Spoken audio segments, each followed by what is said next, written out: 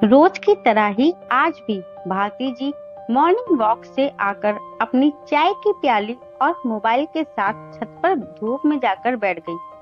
फागुन महीने की धूप और हवा दोनों ही बहुत प्यारी लग रही थी। वहीं बगल में पतिदेव दीनानाथ जी भी गुनगुने पानी के गिलास के साथ अखबार में आंख गड़ाए बैठी थी।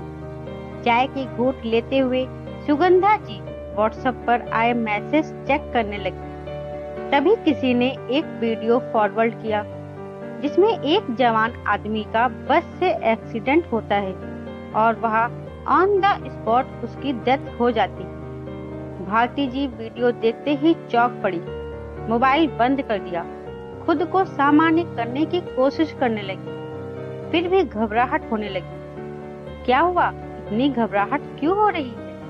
पतिदेव ने कहा। तब भारती जी ने वह वीडियो उन्हें दिखा दिया, जिसे देखकर वह भी चौंक पड़े और मोबाइल भारती जी को दे दिया। एक क्षण सोचने के बाद फिर बोले, अरे भारती, वीडियो फिर से दिखाओ। वह युवक कुछ जाना पहचाना सा लगता है। उन्होंने एक बार फिर वीडियो देखा और चौंकते हुए कहा, अरे यह तो रिंकू है। कौन रिंकू? अरे कौन रिंकू? क्या पायल का पति? क्या पायल का पति रिंकू, यानी अपना दामाद? बोल भारती जी ने झट से फोन लेकर वीडियो देखने लगी। तो सच में वह युवक उनका दामाद था। देखते ही वो मुंह दबाकर सिसकने लगी और रामदीन जी भी सिर पर हाथ रख बैठ गए। फिर जिसने वीडियो फॉरवर्ड किया था उससे पूछा कि वीडियो कहाँ से मिली और कितने दिन पहले का है। तब पता चला कि घटना 2 दिन पहले की है। हे भगवान, 2 दिन हो गए और हमें बताया तक नहीं, पता भी नहीं चलने दिया। यूं सिर पर हाथ रखकर कब तक बैठे रहोगे? चलो जल्दी से बिटिया के पास। अरे दिखाओ तो जरा, बोलकर दीनानाथ जी ने फिर पत्नी के हाथ से मोबाइल लेकर वह वीडियो देखने लगे। बोले, हे भगवान, आजकल लोगों में जरा भी संवेदना नहीं बची है। एम्बुलेंस बुलाने और डॉक्टर के पास ले जाने के बजाय सब वीडियो बनाने लगते हैं। भारती जी की बात सुनकर भी रामदीन जी ने जब कुछ जवाब नहीं दिया, तब भारती जी ने फिर से झकझोरते हुए कहा, अरे अब कैसी नाराजगी? चलो, बिटिया का तो संसार उजड़ गया, पता नहीं अब कैसे रहेगी, अब कौन आसरा होगा। चलो चलकर देखते हैं। रामदीन जी कुछ देर गुमसुम बैठे रहे, फिर बेटी के घर को विदा हुए। साथ में भारती जी भी चली। रामदीन जी शहर के बड़े कॉलेज के प्रिंसिपल थे और उनकी पायल इकलौती बेटी थी। बिटिया पायल जब कॉलेज की पढ़ाई पूरी कर ली तब उन्होंने उसके लिए रिश्ता ढूंढना शुरू किया। यह बात जब पायल को पता चली तब पिता को अपनी पसंद रिंकू के बारे में बताया। साथ में ये भी कहा कि वे दोनों एक दूसरे से बहुत प्रेम करते हैं और जीवन भर के लिए एक दूसरे का हाथ थामना चाहते हैं। रामदीन जी बेटी की बात सुनकर काफी नाराज हो गए, परंतु जब पायल ने कहा, पापा प्लीज नाराज मत होइए, रिंकू बहुत अच्छा लड़का है, आप एक बार उससे और उसके परिवार वालों से मिल लीजिए। देखिए, अगर आपको नहीं पसंद हुआ तो मैं इस रिश्ते से इनकार कर दूंगी, पर बिना मिले कोई निर्णय मत लीजिए। तब खुद पर संयम रखते हुए कहा, ठीक है, हम उससे और उसके परिवार वाले से कल ही मिलते हैं। परंतु जब लड़का और उसके परिवार वालों से मिले तब पता चला कि वह दूसरी जाति का है, वह भी उनसे नीची जाति का। तब दोनों पति पत्नी काफी नाराज हो गए और शादी से साफ इनकार कर दिए। यह सब करने और बोलने से पहले एक बार अपने पिता के बारे में नहीं सोचा? मेरा कितना नाम है, रुतबा है इस शहर में। अरे मैं कोई ऐरा गैरा नहीं हूँ, शहर के सबसे बड़े कॉलेज का प्रिंसिपल हूँ। धाक है मेरी। देखो, तुम उसे भूल जाओ।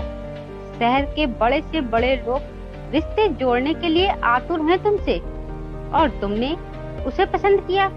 अरे क्या उसकी औकात है तुम्हें रखने की, तुम्हारी जरूरत पूरी करने की? पापा अभी नहीं है, लेकिन हो जाएगी। हम दोनों वेल एजुकेटेड हैं तो अच्छी नौकरी हमें मिल जाएगी। अगर नहीं भी मिली तो आप हैं ना, आपकी मदद से तो रिंकू को अच्छी नौकरी बड़ी आसानी से मिल जाएगी, फिर समस्या कहाँ रहेगी। परंतु फिर भी रामदीन जी तैयार नहीं हुए। इधर रिंकू के माँ बाप ने भी साफ साफ मना कर दिया पायल को अपने घर की बहू बनाने से, और इसकी सबसे बड़ी वजह थी पायल की ऊंची जाति और उसके पिता का रुतबा। तो उन्हें डर था कि कहीं कुछ उल्टा सीधा ना हो जाए। दोनों अपने माता पिता की राय जानकर बहुत दुखी हुए, परंतु दोनों ने हार नहीं मानी और एक बार फिर अपने माँ बाप को मनाने लगे। लेकिन जब वे नहीं माने तब अपने परिवार के खिलाफ जाकर दोनों ने शादी कर ली। कुछ दिनों तक दोनों माता पिता के सामने नहीं आए, पर जब लगा कि उनका गुस्सा शांत हो गया होगा तब दोनों माता पिता का आशीर्वाद लेने आए। परंतु दोनों के माता पिता ने आशीर्वाद देना तो दूर, शक्ल तक दिखाने से मना कर दिया। कई महीनों तक दोनों अपने अपने माता पिता को चिट्ठियां, फोन कॉल और दूसरों के हाथ से संवाद भिजवाया, माफ कर देने के लिए बोलते रहे, परंतु वे नहीं माने। एक बार रिंकू के माँ बाप तो अपने बेटे को स्वीकार करने को तैयार हो गए, पर शर्त यह रखी कि पायल को छोड़ दो, परंतु इसके लिए रिंकू तैयार नहीं हुआ। तब वे भी अपने बेटे से रिश्ता तोड़ दिए। अब जब रिंकू और पायल को लगा कि माता पिता स्वीकार नहीं कर रहे हैं, नहीं मान रहे, तब पिता के घर से मात्र 3 किलोमीटर की दूरी पर एक घर किराए पर लेकर रहने लगी, ताकि करीब रहेंगे तो आते जाते मुलाकात होगी, फिर हो सकता है एक दिन माफी भी मिल जाए। अगर मेरे माँ बाप ने अपना लिया तब तो रिंकू के माँ बाप भी जरूर मान जाएंगे। लेकिन जब यह बात रामदीन जी को पता चली तब वो और नाराज हुए और उस रास्ते से आना जाना भी बंद कर दिया। संयोगवश एक बार वो कहीं जा रहे थे तो दोनों बाप बेटी आमने सामने हो गए। पापा को देखते ही पायल भाग कर पास आई, परंतु उन्होंने गुस्से में आंखें लाल पीली कर देखा तो डर के मारे नजदीक नहीं आई और ना ही कुछ बोल सकी। उसके बाद फिर कभी नहीं दिखी। हाँ, कुछ दिनों बाद किसी और से पता चला कि पायल ने एक लड़के को जन्म दिया है। यह बात जब भारती जी को पता चली तो उनका हृदय पिघल गया नाती को देखने के लिए, परंतु हर बार की तरह इस बार भी रामदीन जी नहीं पिघले और साफ साफ मना कर दिया जाने से। पर आज यह हृदय विदारक घटना देख बेटी के प्रति नाराजगी लगभग दूर हो गई। बेटी का घर मात्र 3 किलोमीटर की दूरी पर था, परंतु यह दूरी मानो खत्म ही नहीं हो रही थी। ऐसा लग रहा था उनके कदम उठ नहीं रहे थे। फिर भी जैसे तैसे बेटी के घर पहुँचे तो बेटी सिमट सुकुड़ कर गुमसुम बैठी थी। वही 1.5 साल का बच्चा खेल रहा था। पायल को वैधव्य रूप में देख भारती जी का कलेजा जैसे फट गया हो। 3 साल पहले बेटी को देखा था शादी के लाल जोड़े में, और आज सफेद लिबास में देख दहाड़े मारकर रोने लगी। माँ बाप को सामने देख पायल उनसे लिपट कर जोर जोर से रोने लगी। मम्मी पापा, अब मैं कैसे जीऊंगी, किसके सहारे, यहाँ पापा के बिना कैसे बड़ा होगा। सब कुछ उजड़ गया। दोनों पति पत्नी ने बेटी को संभालने लगे। बेटा मत लो, शायद ईश्वर को यही मंजूर था। तुम्हारा सुहाग इतने दिनों का ही था। बेटी को सांत्वना देते हुए दोनों पति पत्नी ने उसके घर की तरफ नजर दौड़ाई। मात्र एक बेडरूम और उसी में अटैच एक छोटा सा किचन था। बेडरूम भी इतना बड़ा ही था कि एक चारपाई रखने पर बस आने जाने की जगह ही बची थी।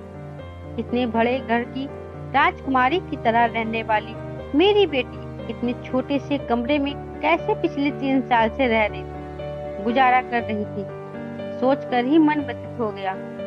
तभी पायल के ससुराल वाले भी वहां आ गए, पर बहू के दुख में शामिल होने नहीं बल्कि उसे कोसने के लिए, और बोलने लगे कि जिस दिन से यह आफत मेरे बेटे के जीवन में आई है, मेरा बेटा कभी सुखी नहीं रहा, चैन की 2 रोटी नसीब नहीं हुई।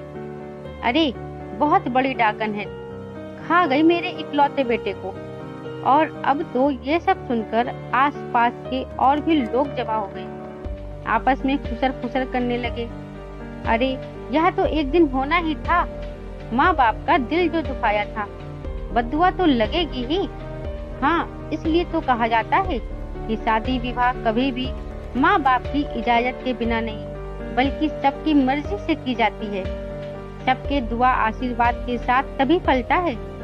मैं तो बगल में ही रहती हूँ, अक्सर दोनों में लड़ाई होती थी और पिछले कुछ दिनों से तो उसकी नौकरी भी छूट गई थी। बहुत टेंशन में था। मैंने तो यह भी सुना था कि इसका पति डिप्रेशन में था। मुझे तो लगता है जानबूझकर बस के सामने आ गया ताकि इस गरीबी से परिवार को छुटकारा मिल सके। अरे तुम लोग समझ रहे हो ना मैं क्या बोलना चाह रही हूँ? हाँ हाँ, समझ गई, ताकि कुछ मुआवजा मिल जाए। कुछ इसी तरह की बातें हो रही थी। जो भारती जी को बर्दाश्त नहीं हुआ, वो कान पर दोनों हाथ रख भाग गई। कुछ देर तक सांत्वना देने के बाद दोनों पति पत्नी बेटी और नाती को अपने साथ चलने के लिए कहा, पर पति के जाने के गम में डूबी पायल को कुछ सुनाई नहीं दिया। पायल, कहाँ खोई हो बेटा? अब रोने से क्या होगा? जिसे जाना था वहां तो चला गया, अब यहाँ कोई नहीं है तुम दोनों को देखने वाला, तो चलो यहाँ से। यहाँ से कहाँ चले माँ? अपने घर बेटा, और कहाँ? चलो अब हम साथ मिलकर रहेंगे। हाँ बेटा, तुम्हारी माँ सही कह रही है, अब यहाँ क्यों और किसके भरोसे रहोगे? चलो हम सब साथ रहेंगे, हम तुम्हारे साथ हैं बेटा, चलो अपने घर चलो। पायल माँ बाप को एकटक देखने लगी। इधर पायल के ससुराल वाले भी जी भर कर भला बुरा सुनाने के बाद 1.5 साल के पोते को उसके गोद से अपनी गोद में ले लिया। ला दे मेरे पोते को, मेरे घर के चिराग को लेकर चली जाऊं मैं। मेरे बेटे की आखिरी निशानी है, नहीं तो तू इसे भी खा जाएगी। वह बच्चा दादी की गोद में जाते ही जोर जोर से रोने लगा। यह देख भारती जी ने तुरंत अपनी गोद में लेते हुए कहा, खबरदार, इसे अपने साथ ले जाने की बात कही तो। यह मेरा नाती है, यह मेरे साथ रहेगा, हम ले जाएंगे इसे। नहीं, यह मेरा पोता है, मेरे घर का चिराग, मेरे वंश का बेल, यह आपका कुछ नहीं लगता। अगर लेकर जाना है तो अपनी बेटी को लेकर जाइए, पर पोता को तो मैं ही लेकर जाऊंगी। दोनों के खींचातानी और कहा सुनी सुनकर पायल अपने आंसू पोंछ उठ खड़ी हुई। खबरदार, आप दोनों में किसी ने मेरे बच्चे को लेकर जाने की बात की तो यह ना आपका नाती है और ना ही आपका पोता, यह सिर्फ और सिर्फ मेरा और रिंकू का बच्चा है, तो यह मेरे साथ रहेगा। और हाँ, मैं अपना घर छोड़कर कहीं नहीं जा रही। इतना क्यों नाराज हो रही हो बेटा? जो हो गया सो हो गया, अब चलो अपने घर, वही हम सब साथ में रहेंगे। कौन सा अपना घर पापा? वही जिसके दरवाजे हमेशा हमेशा के लिए बंद कर दिया था आपने। पापा, जो बातें आज आप कह रहे हैं ना कि हम तुम्हारे साथ हैं, काश यह पहले कहा होता तो आज मैं विधवा नहीं होती, मेरे बेटे के सिर से पिता का साया नहीं उठता। हमने कितनी कोशिश की, कितनी बार फोन किया कि हमें माफ कर दीजिए, पर नहीं। आपको तो अपनी बेटी की खुशी से ज्यादा अपनी इज्जत और ईगो प्यारी थी, इसलिए तो अपनी कही बातों पर टिके रहे, हमारी एक नहीं सुनी। रामदीन जी चुपचाप सुनते रहे। हाँ पापा, आपने जैसा कहा ठीक वैसा हुआ।